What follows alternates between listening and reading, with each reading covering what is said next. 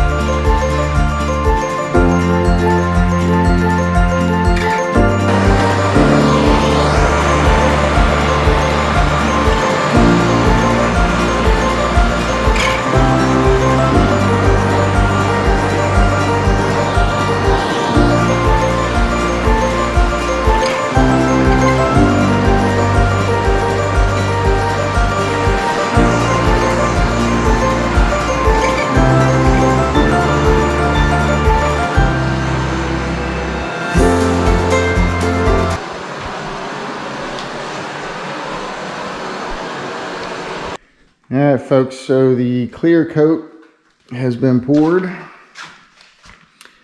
You can see we are working and dripping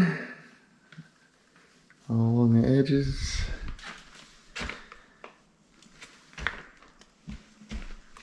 And what we did, we poured everything with a clear, and then just on the very edges of the countertop all the way around, I poured a little glow-in-the-dark pigment powder mixed with epoxy. So hopefully, I've never used it before. We'll see how it turns out. But my idea is that in the middle of the night, the outer edges of all the countertops will all glow in the dark.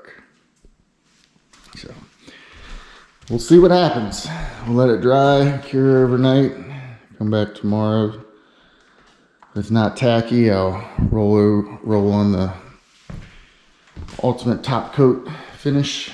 Doing the natural look, natural matte, not the gloss. And hopefully that should be it. So let's see what Brittany thought about her first epoxy experience. It was so much fun. What was your favorite part? My favorite part was when I got to play in it with my gloves. Yeah, it can be fun and messy. It was messy. Would you do it again? Yeah, I have to do it again for my crevice. Yeah. So we got a little nook over here in the foyer.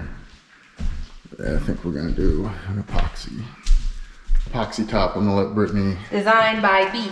do everything from start to finish. Okay. I don't know about that. I don't know about the wall. So we got 1 week till move in. There'll still be work to be done once we move in, but we should be able to get final inspections this week and bring all our belongings down here and start the life in Virginia. All right, Sunday afternoon. Brittany hard at work, painting the front door.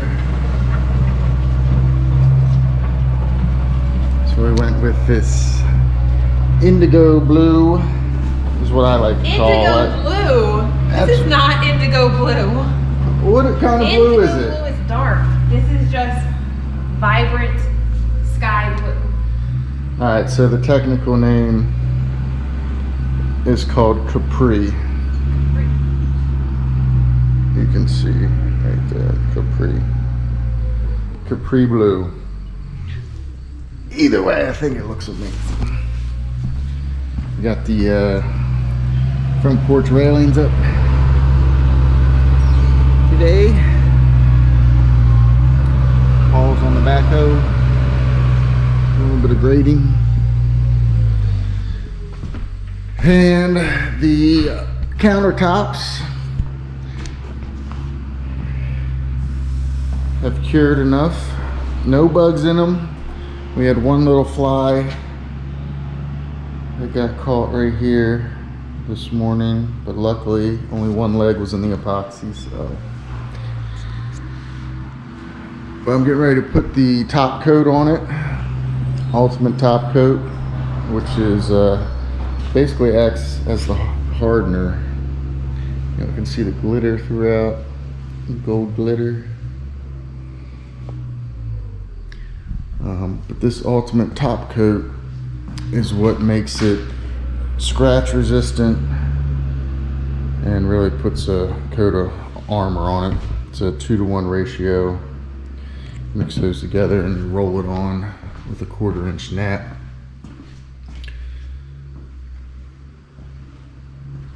As you can see, it turned out pretty good. Edges.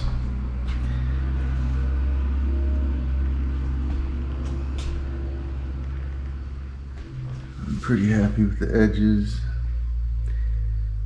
See there. So yeah, one last step. Oh yeah, we put the got the hood vent up yesterday. Cooking station. And we put in the electric fireplace as well.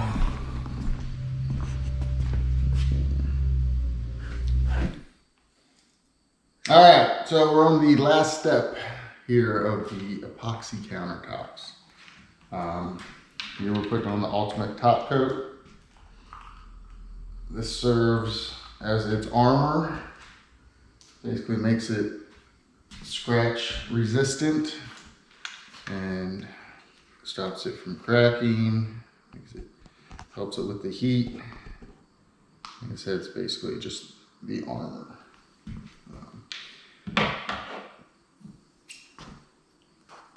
You mix it, it's a 2-to-1 ratio, 2 parts part A, 1 part B.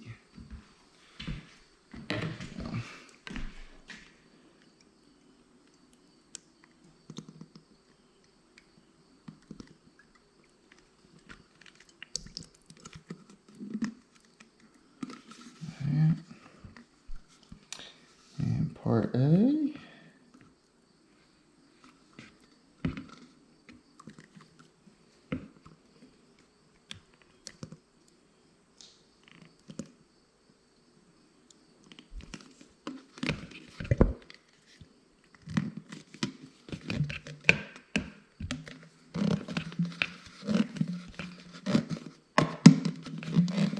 I've read where these two together, coverage-wise, it's good for about somewhere around 150 to 200 square feet. So we'll have plenty. So, as with everything else, epoxy, we want to mix it and mix it good. This top coat, when you roll it on, it can be thick and sometimes it'll leave a little texture behind from the roller. So what they say to do is to mix just a little bit of water in there. Some people say like a little cap full of water per 8 ounces. So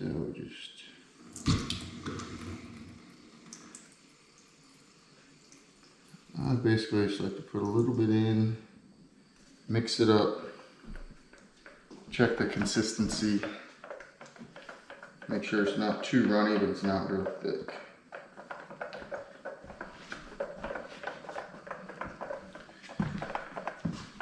We're going to mix this for a couple minutes. I've already sanded the tops with 220 grit again, just so the top coat adheres to the surface. And then cleaned it off. We got 2 rollers here. Make sure you have 2. One's going to be your applicator, the other one's going to be your back roller. I already took tape and de-shedded them, so no little fuzzies get in them.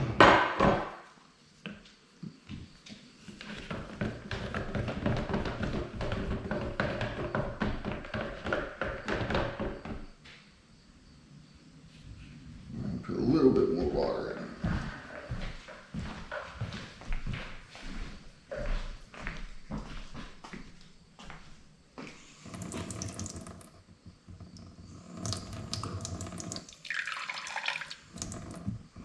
Should be good.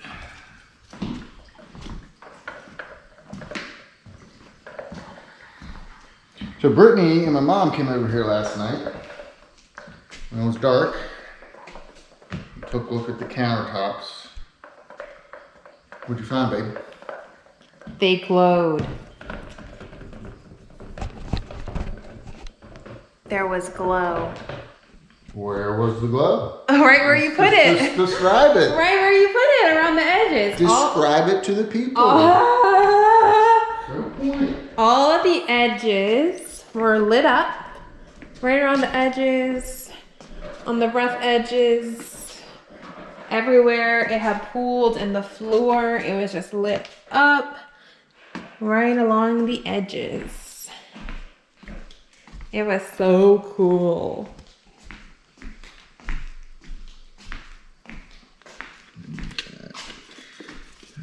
Pour it in here to our pan. Now this material will start to dry and set up here pretty quickly. You don't have a real long working time with it, especially after you back roll it and it gets a lot thinner.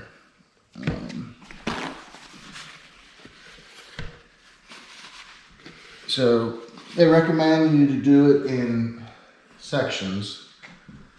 I'd probably say maybe 10, 15 square foot sections. So we'll have the red one as our applicator, the black one as our back roller.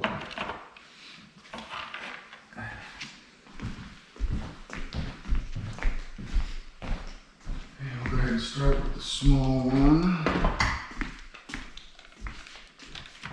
So get it in there. Is it okay if it gets on the floor?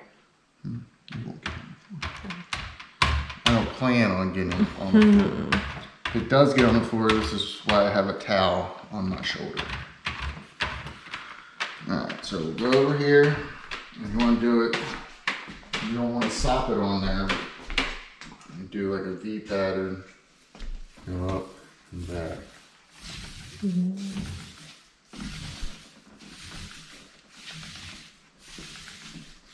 Because if you do it too heavy or too light, it will leave what they call lap lines. And you'll be able to see exactly what your roller was.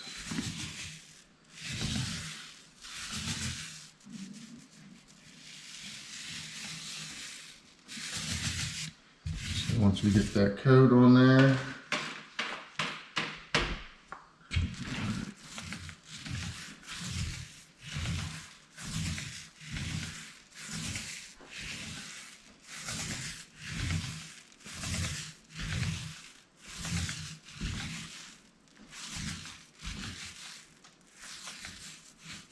you'll come back with your back roller, which is dry, and you'll basically just back roll. And this takes off any of the excess material and allows it to dry nice and evenly and smoothly.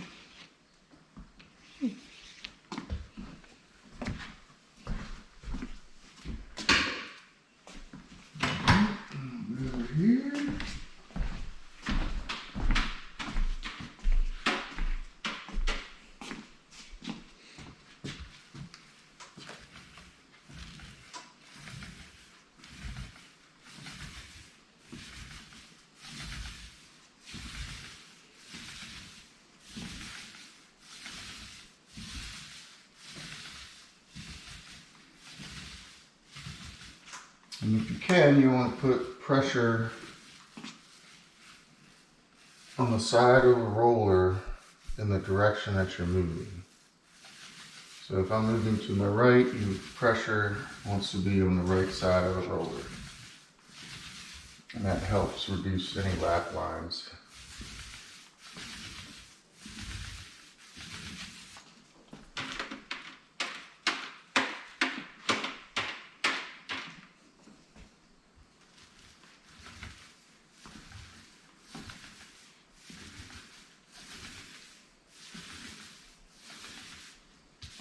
I'm just painting the door. She's on her second coat. These corners are killing me. Corners are killing her.